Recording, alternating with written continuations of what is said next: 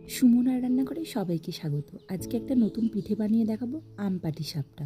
তো আমি প্রথমেই এক বাটি ময়দা নিয়েছি এবং তাতে সামান্য পরিমাণে নুন এবং 3 টেবিল চামচ সাদা তেল এবং আমের যে কাঠটা বের করে রেখেছিলাম সেটা 2 চামচ দিয়েছি এবং উষ্ণ দুধ 2 হাতা দিয়েছি, দিয়ে ভালো করে মিশিয়ে নেব।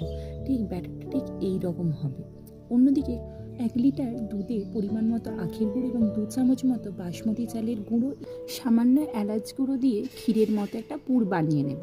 অন্যদিকে তাওয়া গরম করে তাতে সামান্য পরিমাণে রিফাইন তেল দিয়ে দেবো। অল্প অল্প করে ব্যাটার দিয়ে আলুর সাহায্যে ঘুরিয়ে ঘুরিয়ে একটা গোল করে নেব। গোলটা হালকা একটু টেনে আসলে ওই পুরটা দিয়ে খুন্তির সাহায্যে উল্টে নেব। দেখুন কি সুন্দর উল্টে যাচ্ছে না, একবারেই উঠে গেছে।